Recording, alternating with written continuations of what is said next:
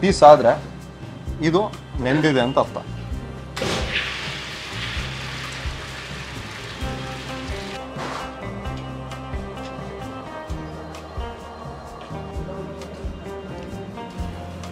So ಪ್ರಸಿದ್ಧ Gayatri tiffin room ಇಡ್ಲಿಗಳು ಇನ್ನೇನು ಸ್ವಲ್ಪ ಕೆಲವೇ ಕ್ಷಣಗಳಲ್ಲಿ 10 ನಿಮಿಷಗಳ ಕಾಲ ಇದನ್ನ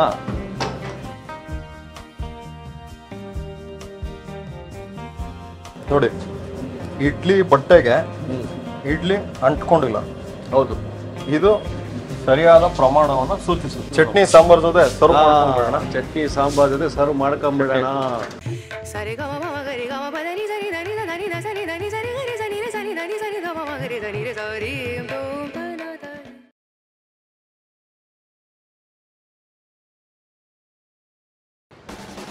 ನಮಸ್ಕಾರ ವಿಶ್ವಬಂಧುಗಳೇ, ನೋಡಿ ನಾವಿಲ್ಲಿ ನಿಂತ್ಕೊಂಡಿವಿ ಅಂದರೆ ಕಬ್ಬಿನ ಹಾಲ್ ಬಗ್ಗೆ ಏನೋ ವೀಡಿಯೋ ಮಾಡ್ತೇವೆ ಅನ್ಕೊಬೇಡಿ. ಜಸ್ಟ್ ಹಿಂದ್ಗಡೆ ಒಂದು ಸ್ವಲ್ಪ ನೋಡಿ, ಅಲ್ಲಿ ಡಯಾಗ್ನಲ್ ಆಪದ ಹಿಂದೆ ಗಾಯತ್ರಿ ಟಿಫನ್ ರೂಮ್.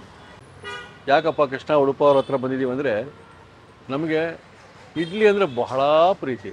ಅದು ಒಂದೊಂದು ಹೋಟ್ಲು ಹುಡ್ಕೊಂಡು ಹೋಗ್ತೀವಿ, ಆ ಹೋಟ್ಲ್ ಇಡ್ಲಿ ಚೆನ್ನಾಗಿರ್ತದೆ, ಈ ಹೋಟ್ಲ್ ಇಡ್ಲಿ ಚೆನ್ನಾಗಿರ್ತದೆ, ಅದಕ್ಕೆ ಇದು ಡಿಫ್ರೆಂಟ್ ಅಂತ.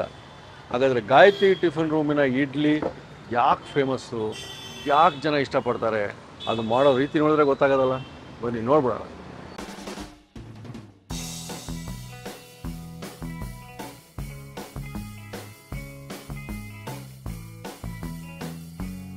ಸರ್ ನಮಸ್ಕಾರ. ನಮಸ್ಕಾರ, welcome to Gayatri tiffin room. Welcome again ಅಂತ. ನಾವು ಕರೆದ ತಕ್ಷಣ ಬಂದ್ಬಿಡ್ತೀವಿ. ಇಡ್ಲಿ ಅಂದರೆ, ದೋಸೆ ಅಂದರೆ ಆಹಾ ಎಲ್ಲ ಹಾಜಿರು. ಸರ್ ವೀಕ್ಷಕರು ಹೇಳ್ತಾ ಇದ್ದೆ, ಓಕೆ, ಇಡ್ಲಿ ಅಂದರೆ ಒಂದೊಂದು ಹೋಟೆಲ್ ಒಂದು ರುಚಿ, ಆಮೇಲೆ ಅದಕ್ಕೆ ಫೇಮಸ್ ಆಗಿರುತ್ತದೆ. ಹೌದು.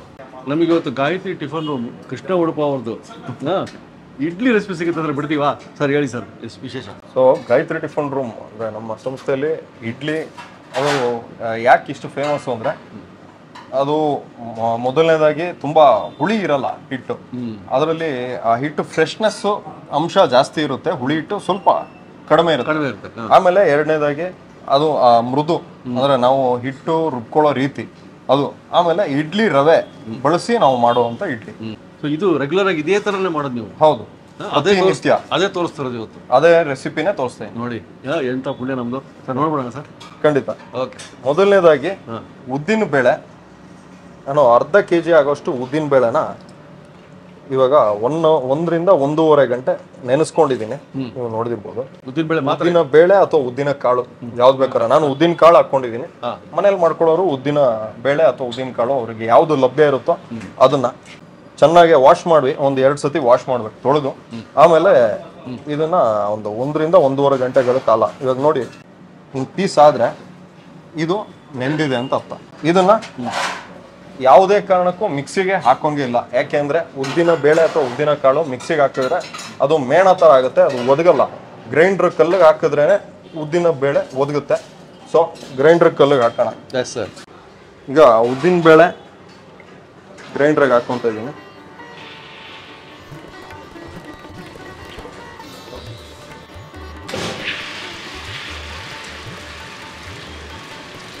ಈ ತರ ಗಟ್ಟಿ ಹದಕ್ಕೆ ಬಂದ ಮೇಲೆ ಸ್ವಲ್ಪನೇ ನೀರನ್ನು ಹಾಕೊಂಡು ಇಡ್ಲಿ ಹದ ಯಾವುದು ಅಂತ ನಾನು ಹೇಳ್ತೀನಿ. ಸ್ವಲ್ಪನೇ ಈ ತರ ನೀರನ್ನು ಹಾಕೋಬೇಕು.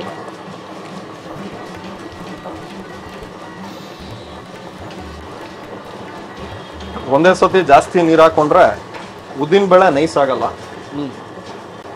ಇವಾಗ ನೀವು ನೋಡ್ತಿರ್ಬೋದು, ಈ ಹಿಟ್ಟಲ್ಲಿ ಉದ್ದಿನ ಬೇಳೆ ಕಾಣಿಸ್ತಾ ಇದೆ, ಮಧ್ಯದಲ್ಲಿ ಸ್ವಲ್ಪ ಪೀಸ್ ಆಗಿರೋದೆಲ್ಲ ಕಾಣಿಸ್ತಾ ಇದೆ. ಅದು ಯಾವುದು ಇರಬಾರ್ದು. ಇದು ಈ ಒಂದು ಗಟ್ಟಿ ಹದಕ್ಕೆ ಬಂದಿದೆ. ಇದಕ್ಕೆ ಇನ್ನೂ ಒಂದು ಸ್ವಲ್ಪ ನೀರನ್ನು ಹಾಕೋಬೇಕು.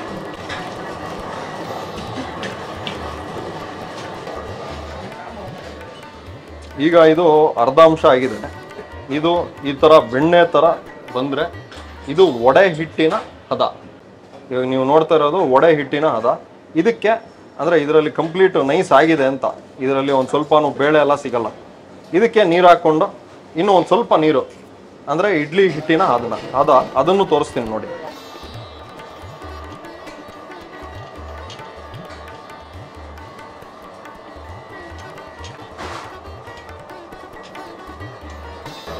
ಈಗ ಇಡ್ಲಿ ಹಿಟ್ಟು ಅಂದ್ರೆ ಉದ್ದಿನ ಬೇಳೆನ ನಾವು ಗ್ರೈಂಡರ್ಗೆ ಹಾಕೊಂಡಿದ್ದೀವಿ, ಅದು ಇಡ್ಲಿ ಹಿಟ್ಟಿನ ಹದಕ್ಕೆ ಬಂದಿದೆ.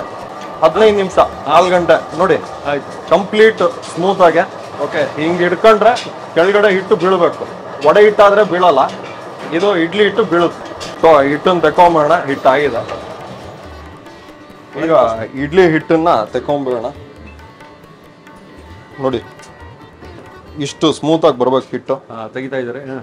ಪೂರ್ತಿ ಉದ್ದಿನ ಹಿಟ್ಟು, ಬೇರೆ ಏನು ಮಿಕ್ಸ್ ಇಲ್ಲ ಇದರಲ್ಲಿ. ಅಕ್ಕಿ ಅಥವಾ ಓಕೆ, ಯಾವುದೇ ರೀತಿ ಏನು ಮಿಕ್ಸ್ ಇಲ್ಲ. ಈಗ ನೀವು ನೋಡ್ತಾ ಇರೋದು ಫ್ರೆಶ್ ಉದ್ದಿನ ಹಿಟ್ಟು. ಓಕೆ, ಈ ಹಿಟ್ಟನ್ನ ನಾವು 6ರಿಂದ 8 ಗಂಟೆಗಳ ಕಾಲ ಹೀಗೆ ಫರ್ಮೆಂಟ್ ಆಗಕ್ಕೆ ಬಿಡಬೇಕು. ಓಕೆ, ಇದು ಫರ್ಮೆಂಟ್ ಆಗಿರೋ ಹಿಟ್ಟನ್ನ ತೋರಿಸ್ತೀನಿ. ಅದು ರೆಡಿ ಇದೆ. ಇದು ನಾವು ನಾಳೆ ಯೂಸ್ ಮಾಡ್ಕೊಂತೀವಿ. ಫರ್ಮೆಂಟ್ ಆಗಿರೋ ಹಿಟ್ಟು ರೆಡಿ ಇದೆ, ಅದನ್ನ ತೋರಿಸ್ತೀನಿ. ಸೊ ಈ ಹಿಟ್ಟನ್ನ ನಾಳೆ ಯೂಸ್ ಮಾಡ್ತೀವಿ. ಹೌದು. ಸೊ ಇದೇ ತರ ಮಾಡಿದ್ವಿ, ಇವಾಗ ತೋರಿಸೋಣ. ಹೌದು. ಈ ಕಡೆ ಇರೋ ಹಿಟ್ಟು ಇದು ಫ್ರೆಶ್ ಹಿಟ್ಟು. ಇದಕ್ಕೂ ವ್ಯತ್ಯಾಸ ತೋರಿಸ್ತೀನಿ. ಇದು ಫ್ರೆಶ್ ಹಿಟ್ಟು ಅಷ್ಟು ನೊರೆ ಬರಲ್ಲ. ಇದು ಈ ತರ ಇರುತ್ತೆ ಫ್ರೆಶ್ ಹಿಟ್ಟು. ಫ್ರೆಶ್ ಹಿಟ್ಟಲ್ಲಿ ಇಡ್ಲಿ ಹಾಕಕ್ಕಾಗಲ್ಲ. ಇದು ಹುಳಿ ಹಿಟ್ಟು ನೋಡಿ, ನೊರೆ ಬಂದಿರುತ್ತೆ, ನೊರೆ ಇರುತ್ತೆ. ಬಣ್ಣನೂ ಅಷ್ಟು ವೈಟ್ ಇರಲ್ಲ. ಈ ಹಿಟ್ಟು ಓವರ್ ನೈಟ್ ಅಂದ್ರೆ ಸುಮಾರು ಒಂದು 6ರಿಂದ 8 ಗಂಟೆಗಳ ಕಾಲ ಫರ್ಮೆಂಟ್ ಆಗಿರೋ ಹಿಟ್ಟು. ಉದ್ದಿನ ಹಿಟ್ಟು ಅಂದ್ರೆ ಹುಳಿ ಹಿಟ್ಟು ರೆಡಿ ಇದೆ. ಇದಕ್ಕೆ ಏನ್ ಹಾಕ್ಬೇಕು ಅಂದ್ರೆ ಜಸ್ಟ್ ಇಡ್ಲಿ ರವೆ ಅಥವಾ ಅಕ್ಕಿ ತರಿ. ಇಡ್ಲಿ ರವೆಗೂ ಅಕ್ಕಿ ತರಿಗೂ ಏನು ಮೇಜರ್ ಡಿಫ್ರೆನ್ಸ್ ಏನಂದ್ರೆ, ಇಡ್ಲಿ ರವೆಯಲ್ಲಿ ಸ್ವಲ್ಪ ಡಸ್ಟ್ ಜಾಸ್ತಿ ಇರುತ್ತೆ, ತರಿ ಸ್ವಲ್ಪ ನೈಸ್ ಇರುತ್ತೆ. ಅಕ್ಕಿ ತರಿ ಸ್ವಲ್ಪ ಸೈಜು ದೊಡ್ಡದು, ಡಸ್ಟ್ ಕಡಿಮೆ. ಸೊ ಮನೇಲಿ ಮಾಡ್ಕೊಳ್ಳೋರು ಅಕ್ಕಿ ತರಿನ ಬಳಸಿ ಒಂದ್ಸತಿ ವಾಶ್ ಮಾಡಿದ್ರೆ ಸಾಕಾಗುತ್ತೆ. ಇಡ್ಲಿ ರವೆ ಆದ್ರೆ 3ರಿಂದ 4 ಸತಿ ವಾಶ್ ಮಾಡಬೇಕಾಗುತ್ತೆ. ಆಮೇಲೆ ಅದನ್ನ 1 ಅವರ್ ನೆನೆಸಿ, ನೀರಲ್ಲಿ ನೆನೆಸಿ ಅದನ್ನ ಬಸ್ತು ಆಮೇಲೆ ಈ ಹಿಟ್ಟು ಜೊತೆ ಮಿಕ್ಸ್ ಮಾಡಬೇಕಾಗತ್ತೆ.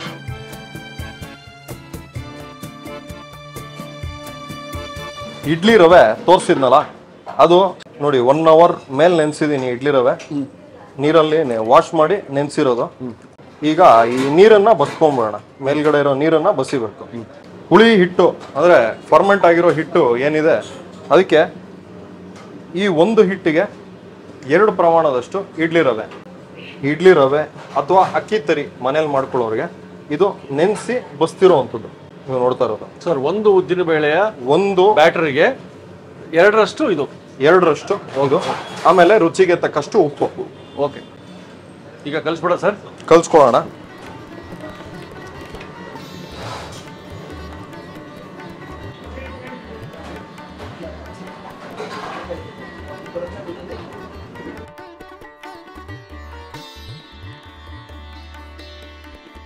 ನೀರಿನ ಅಂಶ ಇರಬಾರ್ದು ಇಡ್ಲಿ ರವೆಯಲ್ಲಿ. ಓಕೆ, ಉದ್ದಿನ ಹಿಟ್ಟು, ನೆನ್ಸ್ಕೊಂಡಿರೋ ಇಡ್ಲಿ ರವೆ, ರುಚಿಗೆ ತಕ್ಕಷ್ಟು ಉಪ್ಪು, ಇದಿಷ್ಟೇ.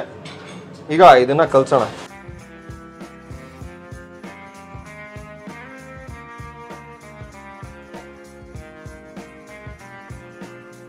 ಸೊ ಇಡ್ಲಿ ಹಿಟ್ಟು ರೆಡಿ ಇದೆ.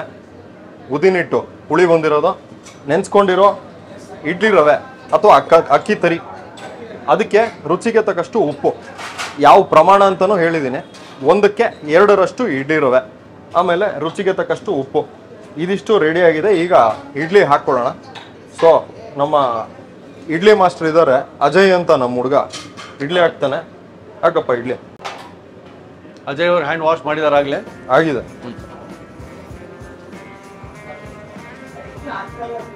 ಸೈಜು ಮನೇಲಿ ಯಾವ ಸೈಜ್ ಬೇಕಾದ್ರೂ ಹಾಕೋಬಹುದು. ಹೌದು, ನಮ್ದು ಇದು ಹೋಟ್ಲು ಸೈಜು.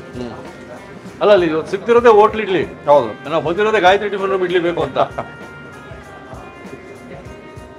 ಸೊ ಪ್ರಸಿದ್ಧ ಗಾಯತ್ರಿ ಟಿಫನ್ ರೂಮ್ ಇಡ್ಲಿಗಳು ಇನ್ನೇನು ಸ್ವಲ್ಪ ಕೆಲವೇ ಕ್ಷಣಗಳಲ್ಲಿ ಇಡ್ಲಿ ಟ್ರೈಗೆ ಹಾಕಾಗಿದೆ. ಹಾ, ಈಗ ಅದನ್ನ ಬೇಯಿಸ್ಕೊಳಕ್ ಹಾಕೊಳ್ಳೋಣ. 10 ನಿಮಿಷಗಳ ಕಾಲ ಇದನ್ನ ಸ್ಟೀಮ್ ಆನ್ ಮಾಡೋದು. ಹಾ,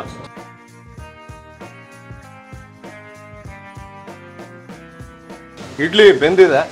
ಈಗ ಬಾಕ್ಸ್ ಓಪನ್ ಮಾಡ್ಕೊಳ್ಳೋಣ. ಬಿಸಿ ಬಿಸಿ ಇಡ್ಲಿ.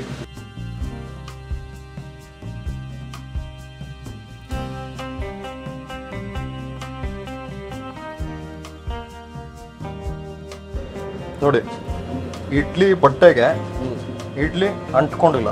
ಹೌದು, ಇದು ಸರಿಯಾದ ಪ್ರಮಾಣವನ್ನು ಸೂಚಿಸುತ್ತೆ. ಸರಿಯಾದ ಪ್ರಪೋರ್ಷನ್ ಅಲ್ಲಿ ಮಿಕ್ಸ್ ಆಗಿದೆ ಅಂತ. ಇವಾಗ ಇಡ್ಲಿ ರವೆ ಜಾಸ್ತಿ ಆದ್ರೆ ಇಲ್ಲೆಲ್ಲ ಇಡ್ಲಿ ರವೆ ಮೆತ್ಕೊಳ್ಳುತ್ತೆ. ಉದ್ದಿನ ಹಿಟ್ಟು ಜಾಸ್ತಿ ಆದ್ರೆ ಇದು ತೆಗಿಯಕ್ಕೆ ಬರಲ್ಲ, ಫುಲ್ ಸ್ಮೂತ್ ಜಾಸ್ತಿ ಆಗಿ ಕಟ್ ಆಗುತ್ತೆ. ಪ್ರಪೋರ್ಷನ್ ಸರಿ, ಇದು ಒಂದು ಟೆಸ್ಟ್ ಪಾಸ್ ಆದಂಗೆ ನಾವು. ಹೌದು. ಬಾ, ಒಂದು ಪ್ಲೇಟಲ್ಲಿ 2 ಇಡ್ಲಿ ಸರ್? 2 ಇಡ್ಲಿ. ಎಷ್ಟು ಸರ್ ಇಲ್ಲಿ ರೇಟು? ನಮ್ದು 2 ಇಡ್ಲಿ 24 ರೂಪಾಯಿ 2 ಇಡ್ಲಿಗೆ. ಅದು ನೋಡಿ ಸರ್ ಹಿಂಗ್ ಕಾಣ್ತದೆ. ಅದೇ ತರ ಇಲ್ಲಿ ಪ್ರತಿಯೊಂದು ಚಟ್ನಿ ಸಾಂಬಾರ್ ಜೊತೆ ಸರ್ವ್ ಮಾಡ್ಕೊಂಡ್ಬಿಡೋಣ. ಚಟ್ನಿ ಸಾಂಬಾರ್ ಜೊತೆ ಸರ್ವ್ ಮಾಡ್ಕೊಂಡ್ಬಿಡೋಣ.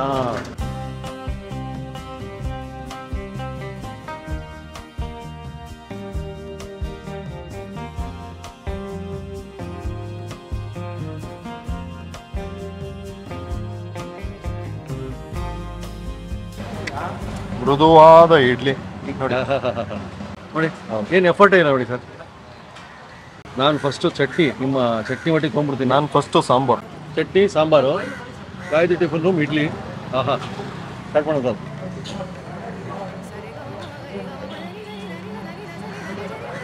ಆಕ್ಚುಲಿ ಜಗೋದೇ ಬೇಡ, ಹಂಗೆ ಜಾರ್ಬಿಡ್ತು. ಪ್ರತಿ ದಿನ ಸಿಗುತ್ತೆ ಸರ್ ಈ ಜಾರೋ ಇಡ್ಲಿ. ಹಂಗೆ ಜಾರ್ಬಿಡ್ತು. ಜಾರ್ಕೊಂಡೋಗೋ ಇಡ್ಲಿ ಖಂಡಿತ ಸಿಗುತ್ತೆ. ಪ್ರತಿ ಇದೇ ಹದ, ಇದೇ ಇಡ್ಲಿ. ಜಾರೋ ಇಡ್ಲಿಗಾಗಿ ಬರ್ಬೇಕು ನಾವು. ಈ ಥರದ್ದು ಭಾಳ ಅಪರೂಪ ಸಿಗೋದು, ಇಷ್ಟು ಚೆನ್ನಾಗಿರೋದು. ಈ ನೋಡಿ ಸರ್, ಇದು ಪೋರಸ್ ಆಗಿ ಹದವಾಗಿ ಬೆಂದಿರೋದು. ಆಮೇಲೆ ಅದು ಹಿಂಗೆ ಓಪನ್ ಮಾಡಿ ತೋರಿಸಿದ್ರು, ಎಲ್ಲೂ ಹತ್ತಿರಬಾರ್ದು. ತಿಳ್ಕೊಂಬಿಡಿ ಟೆಸ್ಟ್ ಪಾಸ್ ಆಗಿದೆ ಅಂತ ಇಡ್ಲಿ. ಸರ್ ನೀವು ಹೇಳ್ದಂಗೆ ಸ್ವಲ್ಪ ಸಾಂಬಾರು ಒಟ್ಟಿಗೆ ಸಾಂಬಾರು ಹೋಯ್ತು. ಜಿ ಟಿ ಆರ್ ಇಡ್ಲಿ ಅಂತ ಕೇಳ್ತಾ ಇದ್ವಲ್ಲ, ನೀವು ಹಾಕ್ತಿದ್ರಿ ಇಡ್ಲಿ ತೋರಿಸಿ ಅಂತ. ಇಂಥ ಇಡ್ಲಿಗಾಗಿ ನಾವು ಕಾಯ್ತಾ ಇದ್ವಿ ಅನ್ಕೊಂಡು ತಿಳ್ಕೊಂಬಿಡಿ. ನಾವು ಶುರು ಮಾಡಿ 2 ವರ್ಷದ ಮೇಲೆ ಆಯ್ತು ಇಲ್ಲಿ ರೆಸಿಪೀಸು. ಕೇಳ್ತಾನೆ ಇದ್ವಿ, ಆ ದಿನ ಬರಲಿ ಅಂತಿದ್ರು. ಇವತ್ತು ಮನಸ್ಸು ಮಾಡಿಬಿಟ್ರು. ಅವರ ಫ್ಲಾಗ್ಶಿಪ್ ಅಂದರೆ USP, ಯೂನಿಕ್ ಸೆಲ್ಲಿಂಗ್ ಪ್ರಪೋಸಿಷನ್ ಇರೋದೇ ಇಡ್ಲಿ ಇಲ್ಲಿ. ಅದು ನೀವು ಮನೇಲಿ ಮಾಡ್ಕೋಬೋದು, ಬಟ್ ಮನೇಲಿ ಮಾಡ್ಕೊಳ್ಳೋದು ಅದ್ರ ಬೇರೆ. ಅದು ನೀವೆಲ್ಲ ಎಂಜಾಯ್ ಮಾಡಿ. ಬಟ್ ಕೃಷ್ಣ ಉಡುಪವ್ರ ಕೈ ರುಚಿ ತಿನ್ಬೇಕು ಅಂದರೆ ಗಾಯತ್ರಿ ಟಿಫನ್ ರೂಮ್ ಖಂಡಿತ ಬನ್ನಿ. ಡಯಾಗ್ನಲಿ ಅಪೋಸಿಟ್ GPO ಆಫೀಸ್ ಪಕ್ಕದಲ್ಲಿ ಪೋಸ್ಟ್ ಆಫೀಸ್ ಇದೆ. ಪೋಸ್ಟ್ ಆಫೀಸ್ ಎದುರುಗಡೆನೆ ಗಾಯತ್ರಿ ಟಿಫನ್ ರೂಮ್. ಸರ್ ಗುಳು ಮುಗಿಸ್ಬೋದು. ಮುಗಿಸ್ಬಿಡೋಣ. ಮುಗಿಸ್ಬಿಡೋಣ. ಮುಂದಿನ ಸಂಚಿಕೆ ಮತ್ತೆ ಸಿಗೋಣ. ಇನ್ನೊಂದು ಅದ್ಭುತ ಕೃಷ್ಣ ಉಡುಪವ್ರ ಕೈ ರುಚಿ. ನಮಸ್ಕಾರ.